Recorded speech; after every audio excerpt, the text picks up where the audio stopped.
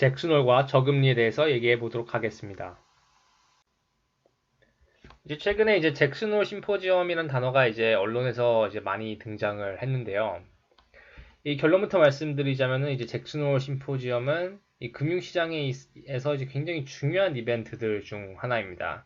그래서 이제 구체적으로 왜 이게 중요하냐에 대해서 이제 말씀드리기에 앞서서 가볍게 이제 간단하게 이제 잭슨홀 심포지엄이 무엇인지에 대해서 잠깐 설명을 할게요. 이 심포지엄은 1년에 한 번 이제 세계 주요 중앙은행의 인사들이 미국 와이오밍주 잭슨홀 휴양지에 모여 통화정책의 이제 큰 방향성을 제시하는 미팅입니다. 연준의 FOMC처럼 혹은 이제 한국의 이제 금통위처럼 실질적으로 통화 정책을 결정하는 자리는 아닌데 정책의 거시적인 향방을 제시하는 측면에서 금융시장에 매우 중요한 이벤트 중 하나이죠.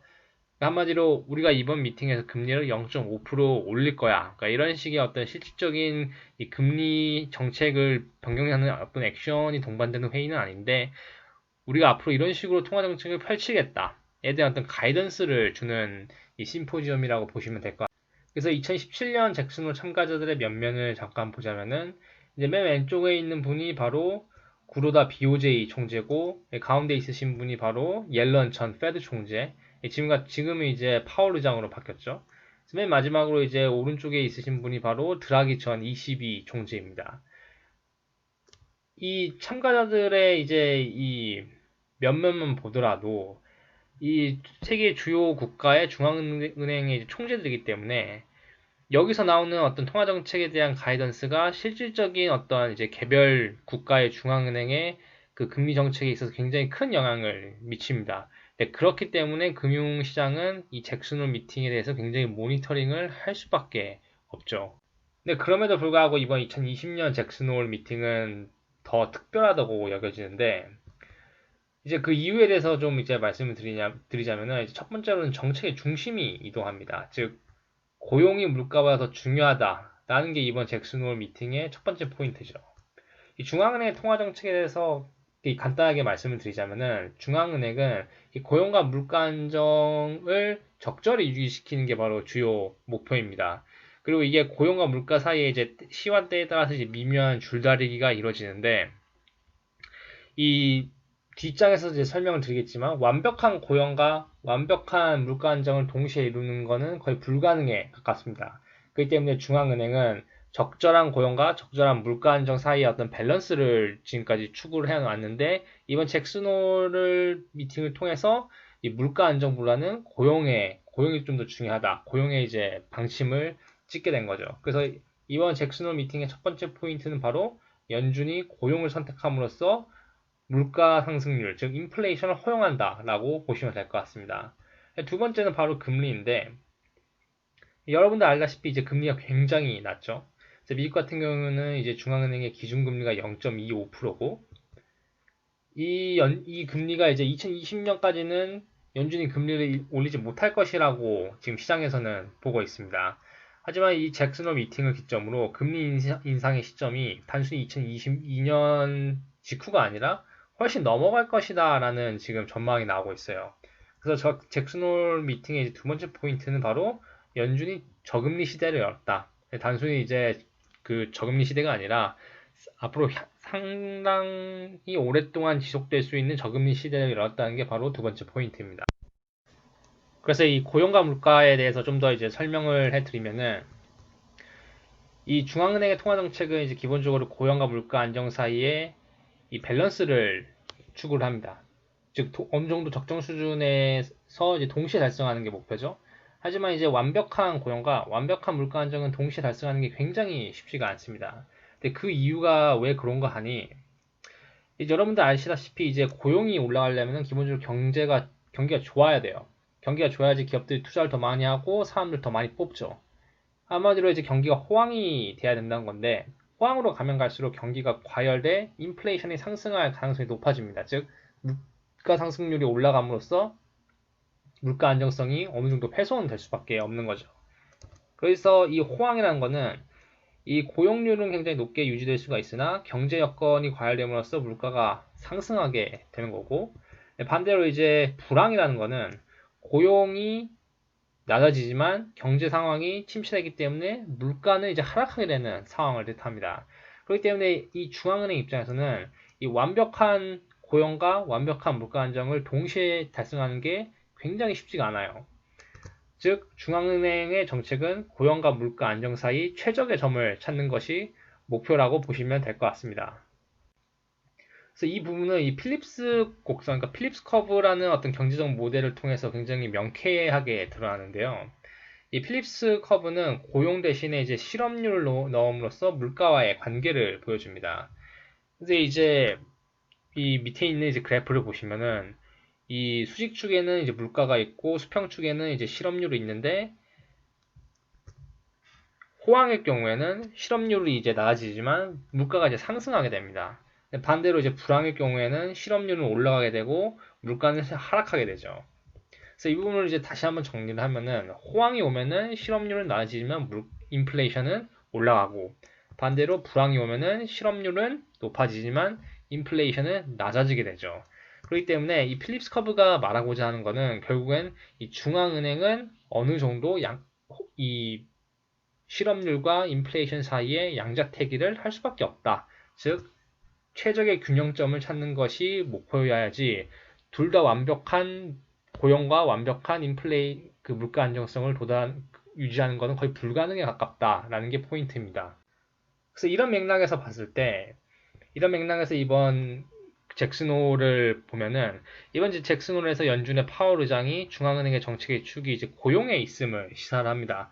즉 이 필립스 커브에서 왼쪽 끝이 이제 호황 쪽에 좀 더 방침을 두겠다는 거죠.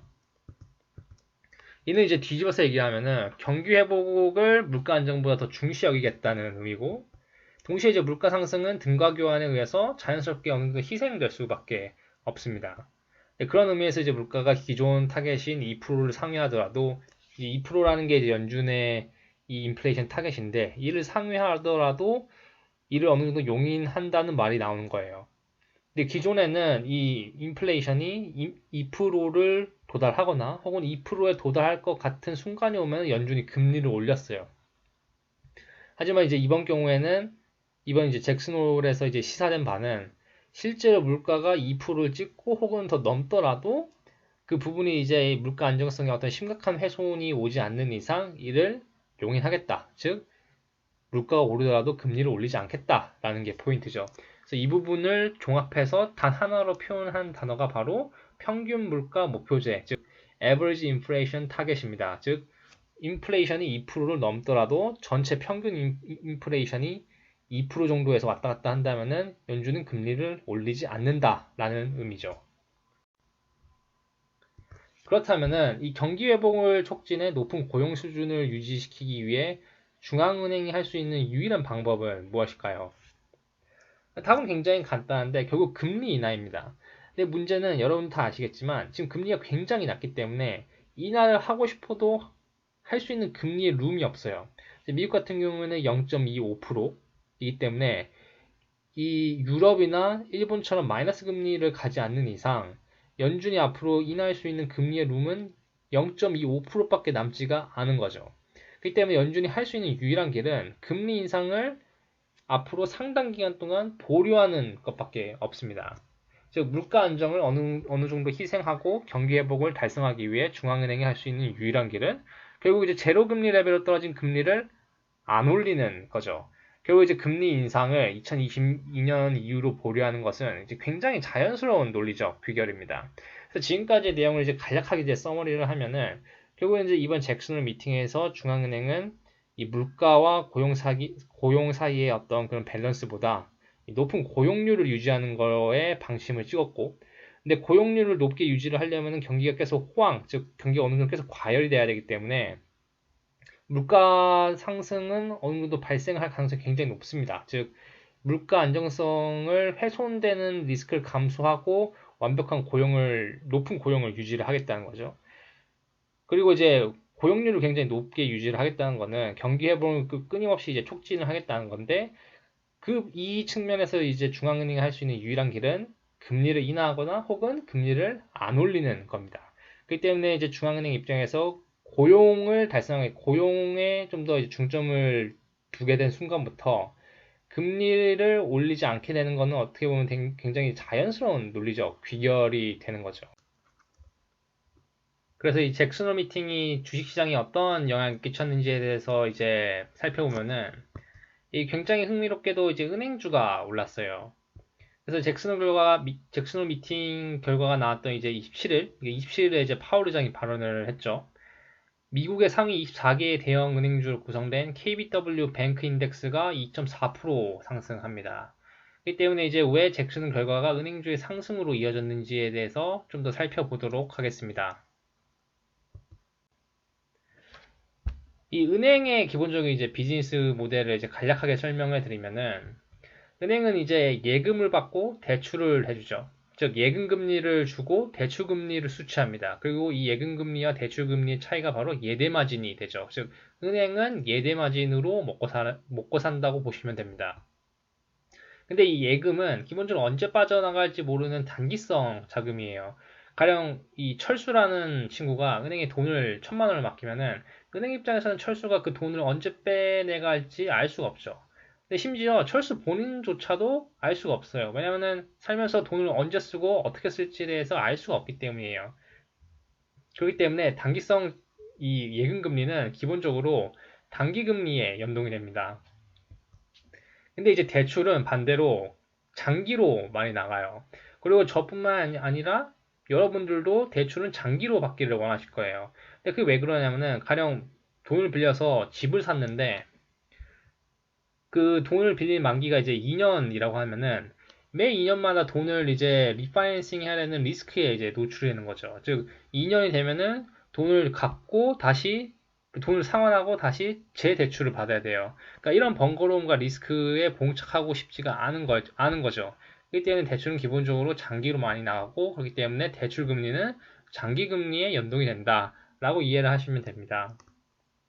즉, 이 은행 입장에서는 장기 금리와 단기 금리의 확대가 커질수록 이익이 될 수밖에 없어요. 왜냐하면 대출 금리, 즉 은행이 수취하는 대출 금리는 장기 금리로 나가는데 은행이 줘야 되는 예금 금리는 단기 금리에 연동이 되기 때문이죠. 즉 단기 금리 대비 장기 금리가 커지면 커질수록 은행 입장에서는 이득입니다. 즉 이러한 맥락을 알고 잭슨홀을 다시 한번 살펴보면은 이 잭슨홀은 장단기 금리 스프레드를 확대시킬 수 있는 가능성이 있어요. 즉 잭슨홀에서 연준이 인플레이션 상승을 용인하죠. 근데 물가가 상승한다는 것은 화폐 가치를 마모시킨다는 것을 뜻해요. 즉 가령 금리가 2%인데 물가가 2%면은 실질 금리는 0%가 되는 거죠. 즉 여러분은 이제 은행 예금할 때는 2% 예금을 하지만 물가가 동일한 기간 동안 2%가 상승했기 때문에 여러분의 실질적인 이익은 0%가 되는 거예요. 즉 돈을 장기로 빌려주면 빌릴수록 이런 인플레이션 리스크에 노출이 됩니다. 근데 이 단기 금리 같은 경우에는 좀 얘기가 다른 게 단기 금리는 말 그대로 돈을 맡기는 혹은 돈을 빌려주는 그 구간이 짧기 때문에 이런 인플레이션 리스크에 노출될 확률이 상대적으로 덜합니다. 즉 장기 금리가 인플레이션 리스크에 훨씬 더 이제 민감하고 인플레이션이 상승할 것이라고 기대되는 구간에서는 이에 대한 보상의 개념으로 장기 금리가 상승하게 되죠. 즉 장기 금리가 다시 한번 상승한다는 것은 이 은행의 예대 마진을 확대시킴으로써 은행주가 오를 수 있는 기본적인 토대를 제공하게 됩니다. 그래서 이 부분을 이제 미국 재무부가 공시하는 이제 구간별 국채금리 추이를 살펴보면은 이 잭슨홀 미팅에서 파월 의장이 발언한 날이 바로 27일인데 26일과 27일 사이의 금리 추이를 보면은 방금 말씀드린 이 장단기 금리 스프레드가 벌어졌다는 것을 확연하게 볼 수가 있어요. 이 단기 금리는 기본적으로 맨 왼쪽에 보시면 이제 1month부터 3year까지, 그러니까 3년까지의 금리를 통칭합니다. 근데 보시면 알겠지만 거의 변화가 없죠. 근데 반면에 장기 금리 구간을 보면은 이 장기 금리 구간이라는 거는 10년, 20년, 30년치 국채 금리를 표현하는 건데 26일과 27일 사이에 0.08% 정도가 오릅니다. 즉 잭슨홀 미팅 이후로 단기 금리는 고정이지만 장기 금리만 일방적으로 오르게 된 거죠. 즉 이 표만 보더라도 장단기 금리가 하루치의 장단기 금리가 확대했다. 그로 인해서 은행의 수익률이 좋아질 수 있는 어떠한 그 토양을 마련했다라고 볼 수가 있습니다. 그래서 이번 잭슨홀 미팅의 내용을 이제 서머라이즈를 하면은 일단 첫 번째로는 이제 이번 잭슨홀 미팅이 특별했던 이유는 이제 고용과 물가 사이의 이제 밸런스보다는 고용을 좀 더 추구하겠다라고 이번에 이제 방침이 나왔던 게 이제 굉장히 이제 그 중요했던 포인트고요. 두 번째는 이제 물가 실업률은 기본적으로 이제 역의 관계를 맺기 때문에 이 앞쪽에서 살펴본 이제 필립스 커브에 따르면은 하나의 극단적인 선택은 다른 하나의 희생을 의미합니다. 그리고 이제 지금 같은 경우에는 이제 고용을 선택함으로써 물가 안정성을 어느 정도 이제 희생할 수밖에 없는 거죠.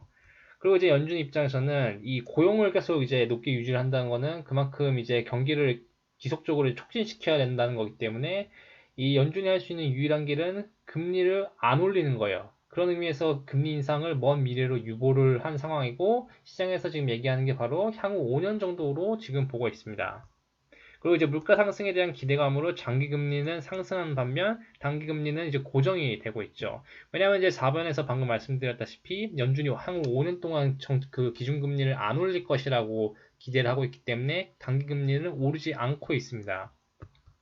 그리고 이제 마지막으로 장단기 금리 확대는 예대 마진으로 먹고 사는 은행주에게 유리한 토대를 제공하기 때문에 잭슨 미팅의 결과가 나왔던 27일 날 KBW 뱅크 인덱스가 2.4% 올랐던 배경이 됩니다. 그래서 지금까지가 이제 잭슨홀 내용이었고 혹시나 지금 제가 지금 말씀드렸던 부분을 혹시 글로 읽고 싶으신 분이 있으시다면은 제가 밑에 달아놓은 링크를 통해 들어가셔서 블로그에서 읽으시면 될 것 같습니다. 지금까지 내용을 들어주셔서 감사합니다.